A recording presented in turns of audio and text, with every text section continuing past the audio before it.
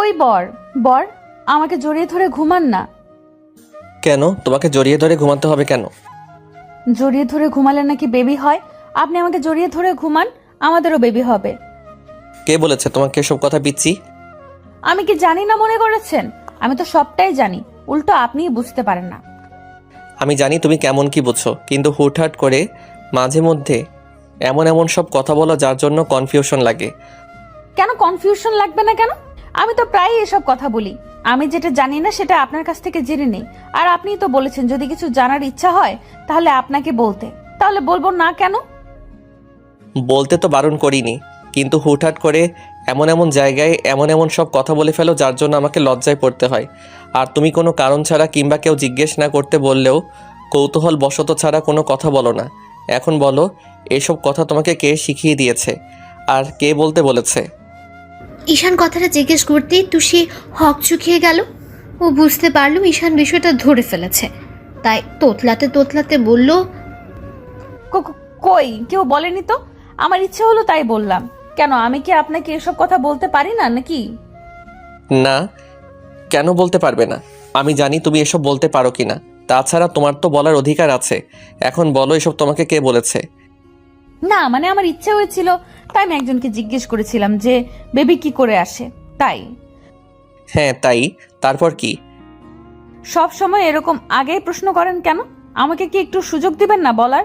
আর বলার আগেই যদি আপনি বাধা দেন তাহলে কি আমার লজ্জা লাগে না বলেন? আপনি জানেন এমনিতেই আমার সব কিছু বলতেই একটু কেমন যেন লাগে আপনার কাছে বলতে। কেন এত লজ্জা লাগে কেন তোমার? কেন লাগে মানে আপনি জানেন না? এসব কথা কি এত সহজে বলা যায় নাকি? এসব কথা বললে তো লজ্জা লাগবে। তাহলে আপনি কেন জানেন না? আর সব সময় আপনি আমার লজ্জাটা বাড়িয়ে দেওয়ার জন্য এসব কথা বলতেই থাকেন, এরকম প্রশ্ন করতেই থাকেন। একদম এসব বলবেন না। আমাকে সময় দিবেন, না হলে কিন্তু আমি বলবো না। আচ্ছা সময় দিচ্ছি, এখন বলো কে তোমাকে কি বলেছে আর এসব মাথায় আসলো কোথা থেকে? আমি জানি তোমার মাথায় এসব কখনো আসবে না, কারণ যেখানে তুমি স্বামীর ভালোবাসাটাকে কি সেটাই বুঝতে পারোনি, আর এখন হুটহাট করে এরকম কথা বলতেছো। ঈশান জানে তন্নিকে এই কথাগুলো হয়তো কেউ শিখিয়ে দিয়েছে, না হলে কারো মুখ থেকে শুনেছে। তাই ঈশান বিষয়টা বুঝতে পেরে ওর মুখের দিকে তাকিয়ে রইল। তন্নি তো লজ্জায় পুরো লাউ ডগার মতো লতিয়ে পড়েছে, ওকে কিছু বলতে পারছে না। ঈশান এবার উঠে গিয়ে ওর একটা হাত ধরে টেনে এনে তারপর বিছানায় বসিয়ে দিয়ে ওর মুখোমুখি বসে মুখের দুই পাশে হাত রাখলো। তারপর ওর চোখে চোখ রেখে বলতে লাগলো, আমি জানি আমার পিচ্চি বউটা আমাকে অনেক বেশি ভালোবাসে। কি হলো, বাসে তো? তন্নি মাথা নেড়ে হ্যাঁ সুযোগ উত্তর দিতেই ঈশান একটা মুচকি হাসি দিয়ে ওকে আলতো করে বুকের সাথে জড়িয়ে নিল ভয়টা কাটানোর জন্য। ও লজ্জা পাচ্ছে, লজ্জায় মুখটা লাল হয়ে আছে। তন্নি পিচ্ছি হলেও ওর মধ্যে কিছুটা ম্যাচুরিটি আছে, আবার কিছুটা নেই, যার জন্য অনেক কিছুই জানে না, আবার কিছু জানার জন্য আগ্রহ ওর মধ্যে সব সময় লেগে থাকে। আর ঈশান বিয়ের পর ওকে অনেক বোঝানোর চেষ্টা করেছিল, কিন্তু যেটা বোঝে না হুটহাট করে জিনিসগুলো কেন্দ্র করে কিউরিসিটি থেকেই সবার সামনে এমন এমন কথা ঈশানকে জিজ্ঞেস করে ফেলে, যার জন্য ওকে লজ্জায় পড়তে হয়। তাই ঈশান ওকে বলেছে যদি কিছু বলার থাকে, কিছু জানতেই হয়, তাহলে যেন একান্ত ওকে বিষয়টা বলে। তারপর থেকে তন্নিও সেটাই করে। তন্নি কথা বলছে না, তাই ঈশান ওর মাথায় হাত বুলিয়ে দিয়ে বলতে লাগলো, কি হলো, আমার পিচ্চি বউটার খুব বেশি লজ্জা লাগতেছে? না মানে আসলে হ্যাঁ একটু লাগতেছে। আগে তো এরকম লজ্জা লাগতো না। আগে তো ঠিকই আমার কাছে দৌড়ে আসতে, তখন লজ্জা লাগেনি কেন? আগে লজ্জা লাগবে কি করে? তখন তো আমি আপনাকে ভাইয়া বলে ডাকতাম, আর এখন তো আপনাকে বর বলে রাখি। তাহলে তখন লজ্জা লাগবে কি করে? তাই তাহলে এখন ওইভাবেই বলো, আগে যেমন করে আবদার করতে। এখন এখানে লজ্জা পাওয়ার কিছু নেই। আর আমি তো তোমার বুকের সাথে জড়িয়ে ধরে রেখেছি, তাই না? তাহলে এত লজ্জা পাচ্ছ কেন? আমি তো তোমার মুখের দিকে তাকাইনি। মুখের দিকে তাকালে না তুমি লজ্জা পাবে। আমি জানি এই কথাটা একটু লজ্জাজনক, ওই জন্যই লজ্জা লাগতেছে। আর তারপর আপনি আমার লজ্জাটা বাড়িয়ে দেওয়ার জন্য এরকম করে বলতেছেন, তাই না? একদম এসব কথা বলবেন না, তাহলে কিন্তু সত্যিই আর বলবো না। আচ্ছা ঠিক আছে, তোমাকে বলতে হবে না। আমি আর তোমাকে জিজ্ঞেস করব না। আর তুমিও কিছু জিজ্ঞেস করলে ঠিকমতো উত্তর দিতে পারো না, তাহলে আর তোমাকে জিজ্ঞেস করে লাভ কি? আর তুমি এরপর কিছু জানতে এসো, আমিও তোমাকে বলে দিব না। এই না না, একদম না। আমি বলতেছি তো আমি আপনাকে জিজ্ঞেস করব, আর এখন বলবো, প্লিজ আপনি রাগ করবেন না। আমি একটু সময় দিন, আমি বলতেছি। আপনারা কি ভাবছেন এখানে কি হচ্ছে? তন্নি আর ঈশান স্বামী স্ত্রী, সেটা ওদের কথাতেই হয়তো বুঝতে পেরেছেন। আর তন্নি ঈশানের খালাতো বোন ছিল। তন্নির আম্মু হুটহাট করে কিছুদিন আগে অসুস্থ হয়ে পড়েন, তার কিছুদিন পর মারা যান। তন্নির আম্মু ঈশানকে খুব ভালোবাসতেন, বলতেন বড় হলে ওনার মেয়েটাকেই ঈশানের সাথে বিয়ে দেবেন। আর ঈশানের আব্বু আম্মু তন্নিকে প্রচণ্ড পরিমাণে ভালোবাসতো, কারণ অন্যদের মেয়ে ছিল না, আর ভালোবাসাটা একটু বেশি প্রকাশ পেত। তাই ওদের বাসাটাও কাছাকাছি ছিল, তাই তন্নির ওদের বাসায় যাওয়া আসা করতো। ঈশান ওকে বোন হিসেবে ভালোবাসলো, এখন বউ হিসেবে ভালোবাসে। তো তন্নির আম্মু মারা যেতেই তন্নি অনেকটা কান্নাকাটি করতো, নিজেকে শান্ত করতে পারতো না। আর ওকে একমাত্র ঈশানই শান্ত করতে পারতো। ঈশান জানতো পিচ্চিটার এখন কি দরকার, কি করলে ও শান্ত হবে। আর তন্নি আম্মু মারা যাওয়ার পর থেকে ঈশান ওকে সবসময় বুকের সাথে আগলে রাখতো, সেটা বোন হিসেবেই। কিন্তু একটা সময় বাইরের মানুষ বলা বলি করতে থাকে, এত বড় একটা মেয়েকে এরকম করে বুকের সাথে জড়িয়ে ধরে রাখে, সবসময় বোঝানোর চেষ্টা করে ওদের মাঝে উল্টাপাল্টা কিছু একটা হয়ে যেতে পারে। মানুষের এমন ধারা কথা শুনে তন্নির আব্বু ওকে এখান থেকে নিয়ে যেতে চাইলে ঈশানের আম্মু বলেছিল, ভাই আপনি তন্নিকে কোথাও নিয়ে যেতে পারবেন না, ও আমার বাসাতেই থাকবে। বোন, তুমি বুঝতে পারছো না, এটা হয় না। তোমার ঘরের প্রাপ্তবয়স্ক একটা ছেলে আছে, এখন যদি আমার মেয়েটাও এখানে থাকে তাহলে বাইরের মানুষ নানান কথা বলবে। লোকে যেন কিছু বলতে না পারে, আমি সেই ব্যবস্থাই করব। তুমি মানুষের কথা কখনো বন্ধ করতে পারবে না। আচ্ছা ভাইয়া, তন্নিকে ঈশানের বউ করে নিলেই তো ও এ বাসাতেই থাকতে পারবে, তাতে আর বাইরের কেউ কিচ্ছু বলতে পারবে না। আম্মুর কথাতে ঈশান অবাক হয়ে গিয়েছিল আর বলেছিল, আম্মু এটা কি করে সম্ভব? আমি ওকে বোনের চোখে দেখি, তাহলে খালাতো বোনকে কেউ কি করে বিয়ে? আব্বু এখন অনেক হচ্ছে খালাতো ভাই বোনের মাঝে বিয়ে, এটা অস্বাভাবিক কিছু নয়। আর তুমি যদি এখন বিয়েতে বারণ করো তাহলে তন্নির আব্বু ওকে নিয়ে যাবে, আর এই মা মরা মেয়েটা একা একা কি করে থাকবে বলো? আব্বু আমি তোমার কাছে রিকোয়েস্ট করে বলছি, প্লিজ তুমি আর অমত করো না।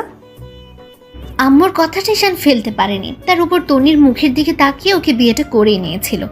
বিয়ের পর একটা মাস ঈশান তন্নির কাছে আসেনি, আর ঈশানের আম্মুর থেকে পিছিটা জানতে পারে বিয়ের পর মেয়েদের স্বামীর কাছে থাকতে হয়।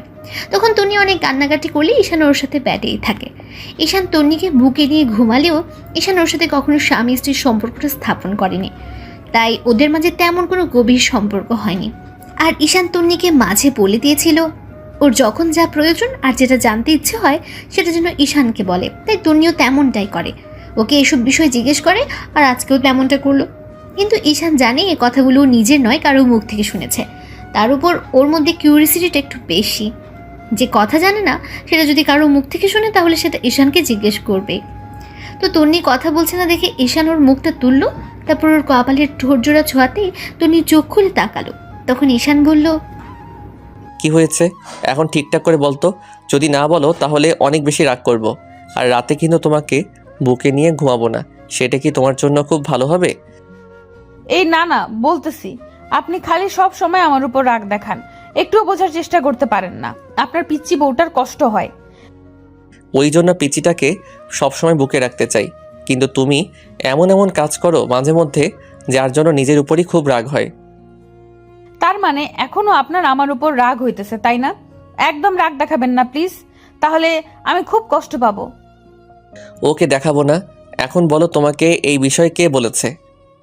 কে আবার বলবে? আম্মু বলেছে। আম্মু সকালে বলতেছিল জড়িয়ে ধরে শুলে আমাদের নাকি একটা বেবি আসবে খুব শীঘ্রই। আমি বলেছিলাম কি করে, তখন আম্মু বলেছিল আপনার কাছ থেকে আদর চাইতে হবে, তারপর আপনি আমাকে জড়িয়ে ধরে ঘুমালে, আমাকে অনেক বেশি ভালোবাসলে নাকি আমাদের একটা বেবি হবে। তাই আমার খুব জানতে ইচ্ছে করছিল জড়িয়ে ধরে শুলে নাকি বেবি হয়, তাই জিজ্ঞেস করলাম। কিন্তু আপনি বলতেছেন না, বলেন ওই বর জড়িয়ে ধরে ঘুমালে কি সত্যিই বেবি হয়? আম্মু তোমার সাথে মজা করেছে, আর বেবি ওইভাবে হয় না, অন্য কোনোভাবে হয়, সেটা আমি তোমাকে পরে বলে দিব। এখন আর কোনো প্রশ্ন করবে না, কেমন? তোমাকে যে কাজগুলো করতে বলেছি তুমি সেটাই করবে। কি কাজ করতে বলেছিলেন বলেন তো?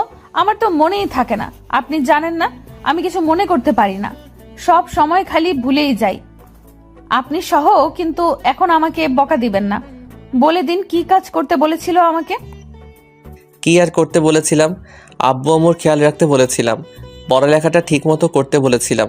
করতো এগুলো নাকি সবসময় শুধু টিভি দেখো আর ফাঁকিবাজি করে বেড়াও? না মানে আসলে আব্বু আম্মুর দেখাশোনাটা করি গো, কিন্তু কিন্তু কি, পড়ালেখাটা ঠিক মতো করতে পারো না তাই তো?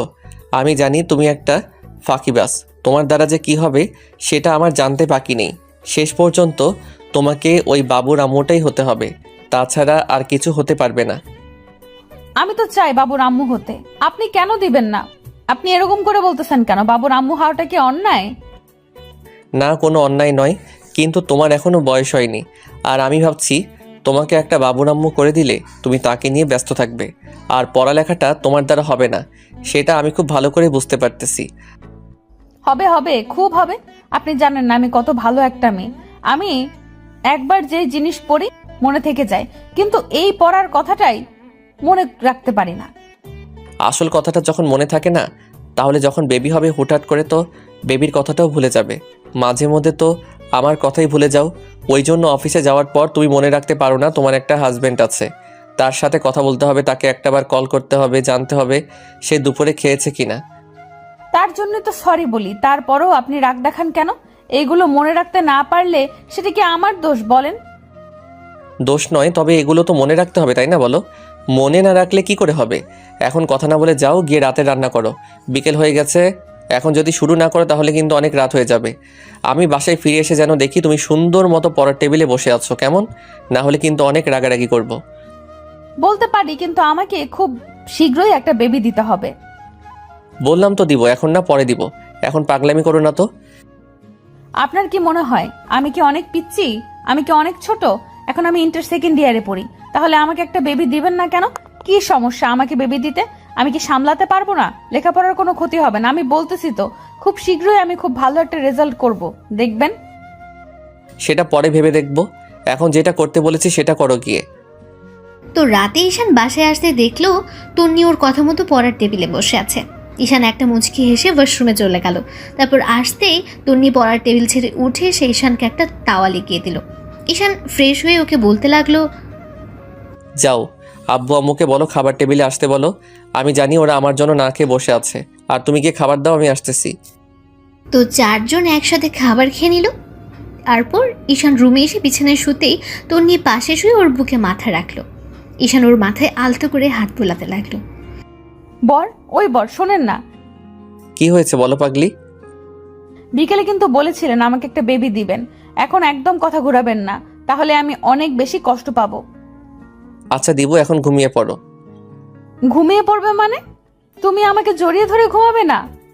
তাছাড়া আপনি আম্মু না বলেছিল আমাকে আদর করতে, তাহলে আমাকে আদর করবেন না কেন? আদর কি করতেই হবে? করতে হবে মানে কি? আমাকে এক্ষুনি অনেক বেশি আদর করতে হবে, অনেক বেশি ভালোবাসবেন। যদি না করেন তাহলে কিন্তু আমি সত্যিই কান্না করব। ঈশানের খুব ইচ্ছে হচ্ছিল ওকে আদর করতে। ওদের বিয়ে হয়েছে প্রায় 8 মাসের মতো হয়ে গেছে। এর মাঝে একটা বার ওকে নিজের ভালোবাসার পরশগুলো দেয়নি। হ্যাঁ, ঠোঁটের স্পর্শগুলোর কপাল পর্যন্ত দিয়েছে, কিন্তু ঠোঁটে কখনো যেয়ে উঠতে পারেনি। কারণ ঈশান যায়নি ওদের মাঝে এত কিছু হোক। তো তন্নি কথাগুলো বলে ঈশানের মুখের দিকে তাকিয়ে রইল। তখন ঈশান ওর মুখের পাশে হাত রেখে ওর দিকে ঠোঁট জোড়া দখলে করে নিল। তারপর কিস করতে লাগলো।